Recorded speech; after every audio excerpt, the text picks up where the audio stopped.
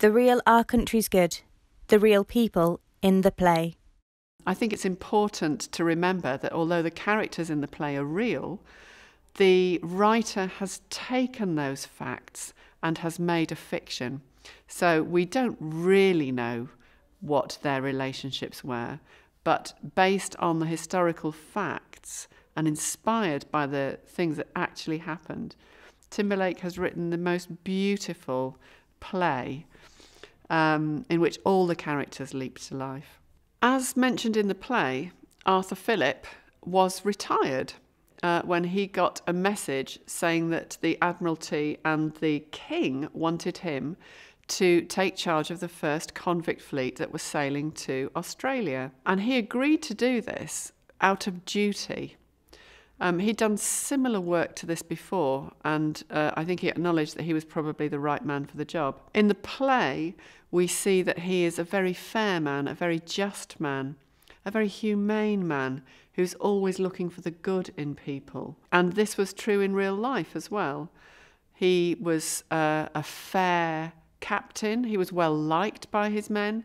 But some of the other officers in real life found his style of leadership very, very troubling. They felt that as officers and Marines, they were entitled to more than they were getting.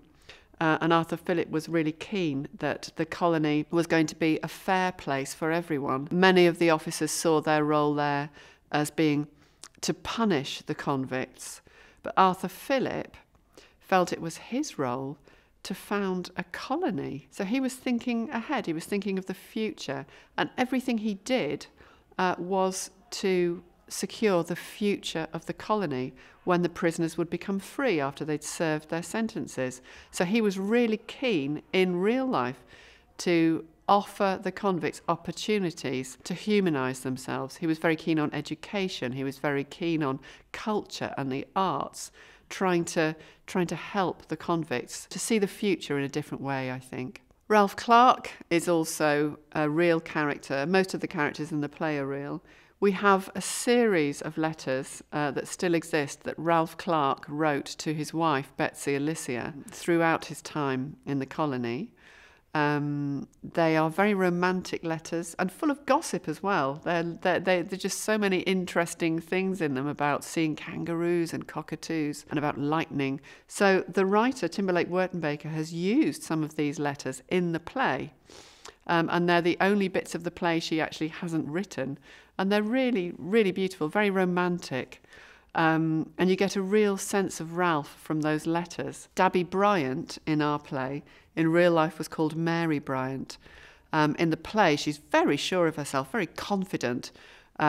She's always on the lookout for opportunities for herself. She believes she can read the future. In real life, Dabby Bryant escaped from the colony, which was unheard of. The colony was effectively a prison surrounded on one side by the sea and on the other side by this wilderness that people tried to escape into and found themselves surrounded by snakes and spiders, and it was absolutely terrifying. People went mad with fear or ended up back where they were. But Dabby escaped with her husband and children and a couple of other people.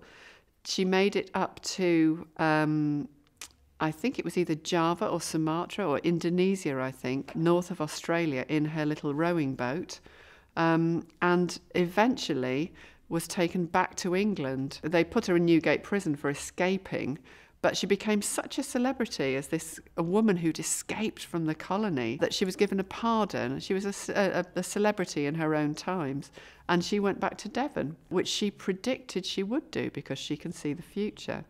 So she's a really, really interesting character in the play and really inspiring, actually. She was the only member of her family to survive that journey and one of the only convicts ever to successfully escape from the colony.